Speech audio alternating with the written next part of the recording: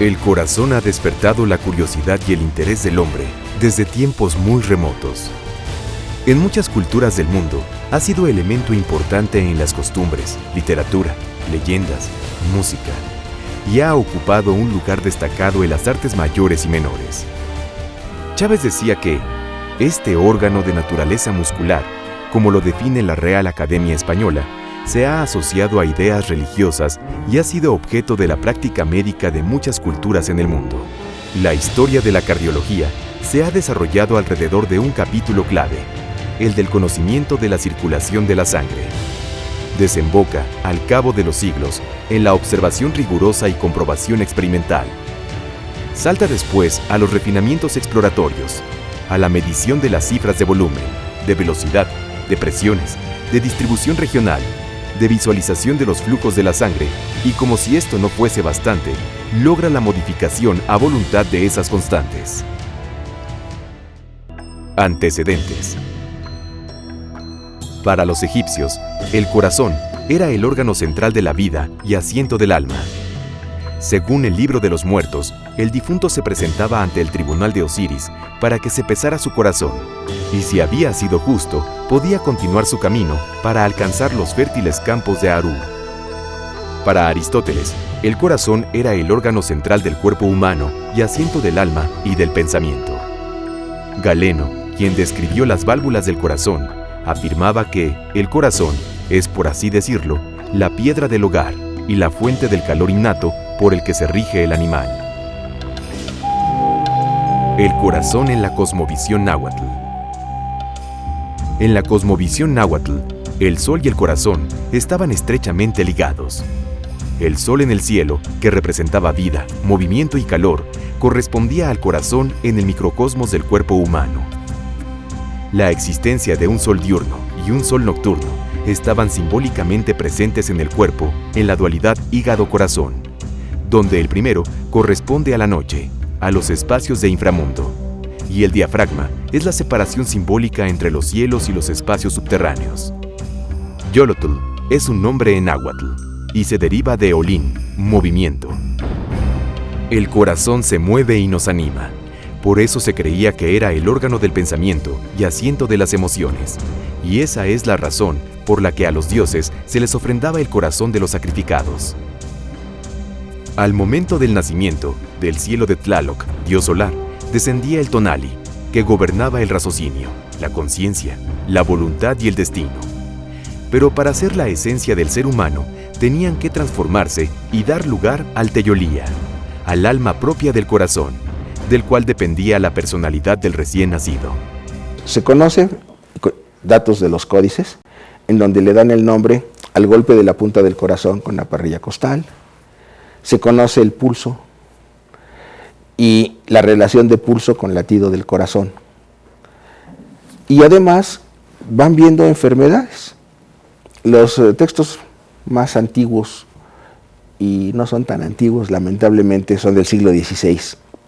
Son posthispánicos, pero referentes a una tradición que se fue pasando de padres a hijos en los 2000 años anteriores. Los dioses tenían el poder de enfermarlo y sanarlo. El corazón se podía enfermar por actos de brujería, o se podía hacer más amargo por la inclinación del sujeto a convertirse en hechicero. El Códice de la Cruz Badiano menciona la opresión molesta del pecho, una sensación de opresión y angustia, signo premonitorio de la cercanía de la muerte. Es esta la primera alusión en la literatura mundial de la angina de pecho, que mencionó por segunda vez Heberden, en Europa, 200 años después. El aumento de calor del corazón se creía patológico.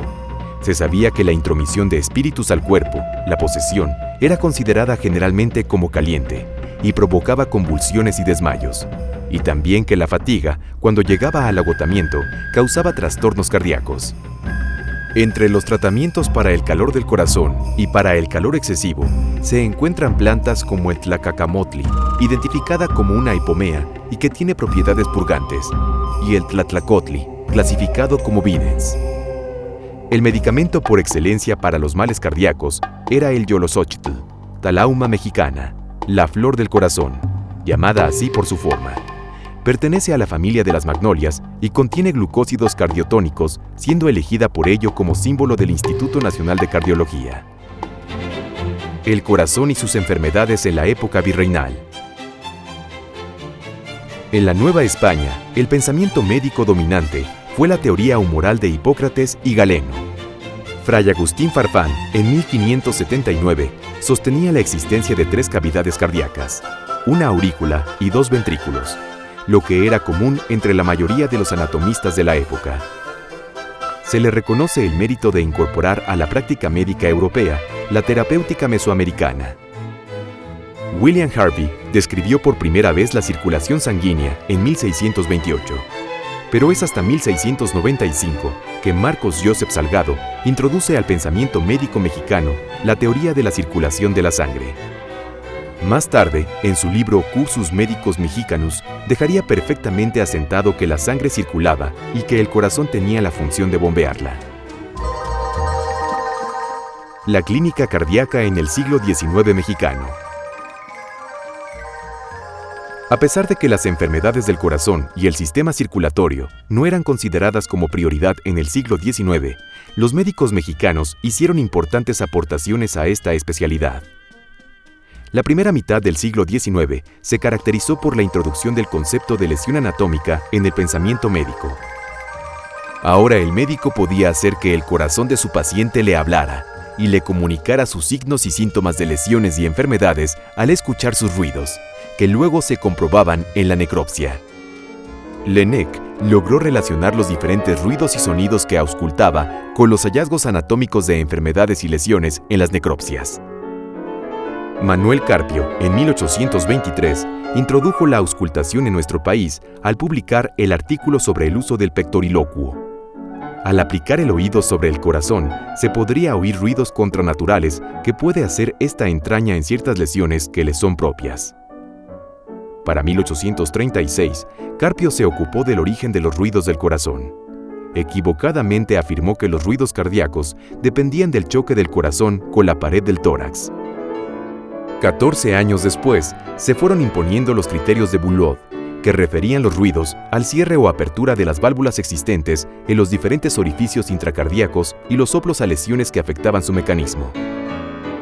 Para 1858, uno de nuestros grandes clínicos, Miguel Jiménez, diagnosticaba insuficiencia de la válvula bicúspide mitral cuando observaba un soplo áspero, ruido de carda, que se escuchaba con más intensidad un poco abajo de la tetilla. Una gran aportación de Carpio fue el descubrir que no siempre coinciden las palpitaciones con lesiones orgánicas del corazón, abriendo con ello la discusión sobre padecimientos que provocan alteraciones funcionales. Poco a poco se incorporaban los adelantos de la medicina europea a la práctica médica en México. En 1878, Rodrigo Martínez hablaba del empleo del esfigmógrafo para estudiar lesiones valvulares. La hipertrofia ventricular, dato indicador de que el corazón sufre y amenaza la insuficiencia cardíaca, fue documentado desde 1851 por Juan N. Navarro. Tal vez una de las muertes más notables y controvertidas debida a una enfermedad del corazón fue la del presidente Benito Juárez, pues motivó severas dudas y comentarios entre sus familiares, amigos, autoridades públicas y población en general. A su muerte, se propagaron rumores infundados en el sentido de que el presidente Juárez había sido envenenado. Señor presidente, encuentro que su estado de salud es muy delicado. Es imperativo que repose y olvide al menos por unas horas sus preocupaciones. En enero de 1870 murió Margarita Maza y el presidente Juárez se vio profundamente afectado emocionalmente por esta pérdida y empeoró del corazón. Un año después, el 20 de marzo de 1872, el doctor Ignacio Alvarado le diagnosticó angina de pecho. ¿Cómo estoy, doctor? Dígame la verdad. Muy grave, señor presidente. En verdad, muy grave. De esta no me salvo, ¿verdad, doctor Alvarado? ¿Hay algo que pueda hacer usted para darme, aunque sea unas horas más de vida, para atender pendientes importantes? Sí, señor presidente. Existe un remedio muy doloroso que no lo curará, pero le prolongará la vida unas horas. Por favor, haga lo que tenga que hacer. No sabe usted qué daría por poder evitarle este dolor. ¡Me está usted quemando! Es intencional. Así lo necesita usted. A las 11:25 muere el presidente Juárez, rodeado de sus hijos y funcionarios más allegados. En 1874, Ricardo Egea refiere haber puncionado con un aspirador de Potén a un paciente que presentaba un hidropericardio. El cirujano Aurelio Urrutia, ministro de Gobernación de Victoriano Huerta en 1913, extrajo una bala del corazón del general A.F. Huerta, fusilado bajo el cargo de traición, logrando el restablecimiento del enfermo tras resolver un paro cardíaco. Tal vez la figura más prominente y que mayor impulso dio a la cardiología en México fue el doctor Ignacio Chávez Sánchez y el grupo de especialistas que ayudó a formar. Estudió en la Escuela de Medicina de Morelia. Obtuvo el grado de médico cirujano en la Universidad Nacional de México en 1920. Se formó como cardiólogo en París de 1921 a 1926 y posteriormente estudió en clínicas de Berlín, Praga, Viena, Roma y Bruselas. Nace la cardiología como especialidad en México. La cardiología en México nace cuando se destina el Pabellón 21 al servicio exclusivo de enfermos con cardiopatías bajo la dirección del Dr. Ignacio Chávez. A partir de ese momento, tuvo un desarrollo vertiginoso y asombroso. Para el Dr. Chávez, la cardiología tuvo un humilde inicio, sin más sello de unidad que el hecho de tener alineadas unas junto a otras las camas de los cardíacos, por único equipo, la clásica toalla de auscultar, y un solo estetoscopio. Por único personal, un médico interno y un practicante. ¿Cuáles fueron las principales aportaciones del doctor Ignacio Chávez a la cardiología mexicana? El inicio de la cardiología en México se llevó a cabo realmente por un gran hombre que es el maestro Ignacio Chávez. El maestro Chávez no solo crea el Instituto Nacional de Cardiología, sino crea el concepto de instituto que se generaliza.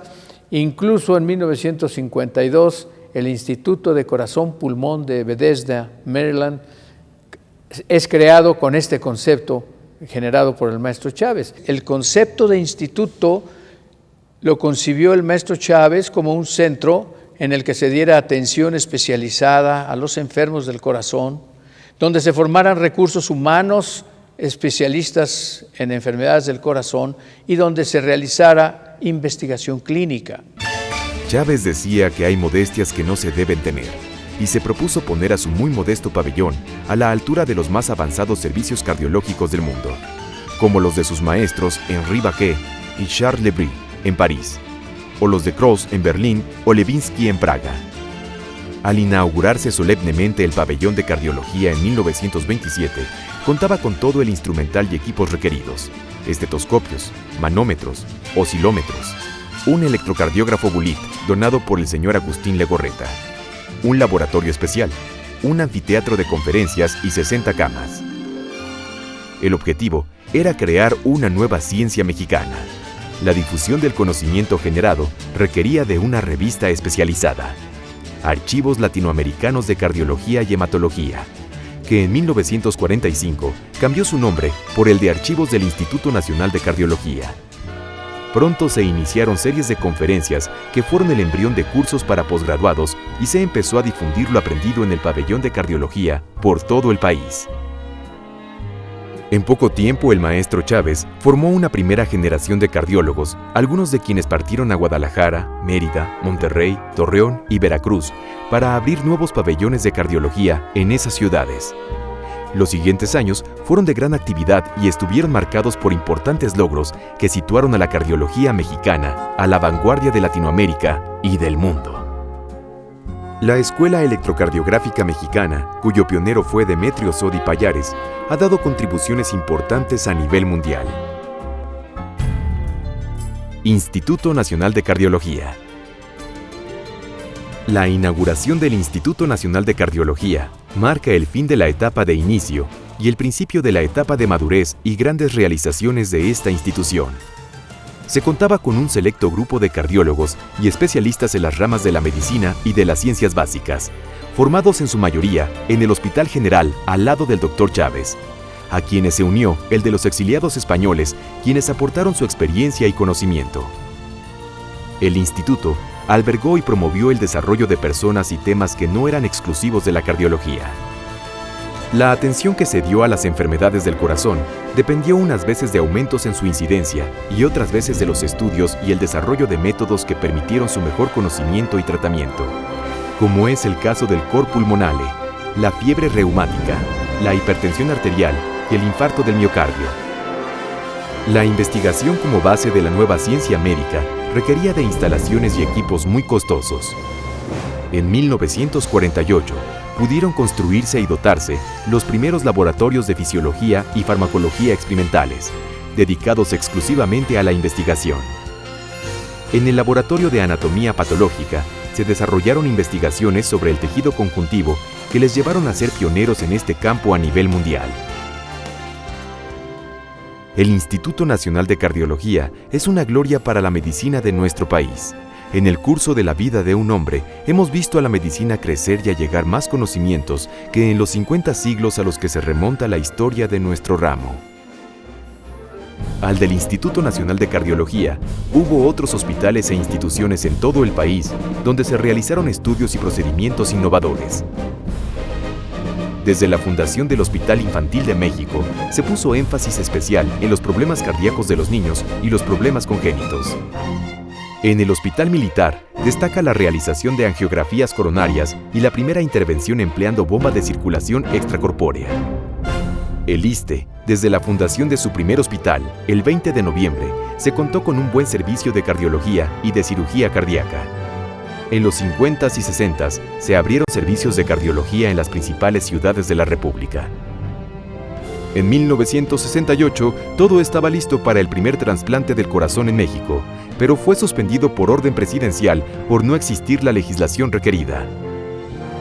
En realidad no tuvimos problemas legales porque no existía legislación al respecto. La idea era hacer que se llevara a cabo un procedimiento indispensable para el progreso de los trasplantes en general. Claro, la magnitud de este beneficio lo vimos en cuanto se tuvo el éxito y las consecuencias. El hecho es que el primer trasplante de corazón permitió la apertura hacia otros trasplantes de órganos. 1988, primeros trasplantes de corazón en México. El primero de ellos lo realizó Rubén Argüero. El trasplante de corazón en México se inició un poco después de haberse iniciado en todo el mundo. Pero en realidad el primer trasplante que se hizo, todos conocemos que se hizo en Sudáfrica, pero más que el trasplante en sí mismo fue el cambio que trajo eso en la mentalidad de todo el mundo. Por primera vez se discutía el concepto de muerte cerebral y por primera vez se hacía el trasplante de un órgano único del que dependía la vida. Entonces esto transformó a toda la medicina y no dejó de impresionar también a la medicina mexicana. Se hizo ese primer trasplante en 1968 y en 1969 en más o menos unos 20 centros de todo el mundo se estaban haciendo trasplantes de corazón. En México no se hizo en ese momento porque todavía no se consideraba que fuera un procedimiento verdaderamente establecido. Desde 1967 se venían haciendo injertos de válvulas cardíacas. En 1971 se estaban ya realizando puentes aortocoronarios. Desde hace un cuarto de siglo, la Asociación Nacional de Cardiólogos de México se ha sumado como impulsora de actividades académicas, abriendo foros y realizado congresos nacionales anuales. Los cateterismos han tenido un gran desarrollo en este último cuarto de siglo. Destaca en la última década el desarrollo de un stem con beta emisor que impide la reproducción de la estenosis de vasos en la que se ha hecho angioplastía. Los dispositivos tecnológicos de avanzada son lo que se llaman los cartógrafos electroanatómicos. Y aquí tenemos uno a mis espaldas que se llama EnSight, es de origen americano. Lo que hace es que el paciente tiene dos placas que funcionan, crean un campo magnético, ponemos un catéter dentro del corazón que no se mueve, entonces un catéter de referencia, y de ahí Todos los demás catéteres dentro de este campo magnético se mueven en referencia al primer catéter, en relación al primer catéter. Y entonces vemos exactamente en dónde estamos. Entonces marcamos puntos, por ejemplo, de alguna cavidad. En este caso vamos a marcar todos los puntos de la aurícula izquierda. Entonces, ya que marcamos todos los puntos de la aurícula izquierda, completamos el mapa o cartografía del atrio izquierdo, la cartografía eléctrica. Y luego vemos cómo se activa. Y con base a cómo se activa, podemos ver si hay alguna anormalidad y vamos a ese punto preciso, lo lesionamos y el paciente queda curado para siempre jamás. Ahorita, afortunadamente, México está a la par que los mejores lugares del mundo en cuestión de tratamiento mediante cateterismo cardíaco, que es una subespecialidad que se llama cardiología intervencionista. El Seguro Social implanta el primer corazón artificial de titanio. Los estudios de hemodinamia han permitido conocer detalladamente el funcionamiento de los diferentes elementos del corazón y han orientado el establecer diagnósticos finos y realizar terapéuticas antes inimaginables. Hemos logrado corregir quirúrgicamente gran parte de las lesiones congénitas, aunque las enfermedades coronarias y la hipertensión son un problema mayor que hace 50 años, por el envejecimiento de la población y el incremento de enfermedades crónico-degenerativas. Su control medicamentoso es cada vez mejor. Los tratamientos de control cubren nuevos parámetros. Se espera en el futuro un mayor desarrollo de la cardiología nuclear y un mayor impacto en la evaluación de riesgos y la predicción de posibles trastornos. El hecho es que la nanotecnología es un campo de la medicina fascinante, porque las nanopartículas permitirán, gracias a la tecnología de que se impregnan estas nanopartículas y se pueden impregnar con medicamentos que paran las células neoplásicas, que destruyen el tejido fibrótico, que se puede además, y es otro sueño que se espera realizar, que estas nanopartículas se les sume a células troncales, células madres, y entonces por un lado actúen los fibrinolíticos, es decir, los destructores de la fibrosis, por otro lado permiten la regeneración y ya con la asociación de células madres permitan la regeneración o la reprogramación de células. Otra vez, es un campo fascinante, es un campo que apenas se inicia, pero que se promete muchísimas cosas. Los cateterismos y angioplastías son día a día más seguros, más frecuentes y más efectivos. Se ha llegado al grado de realizar implantaciones y sus reemplazos de válvulas cardíacas a través de catéteres, evitando así la cirugía a corazón abierto en estos casos. Gracias al desarrollo portentoso de la cardiología en México, podemos esperar un futuro mejor para nuestros corazones.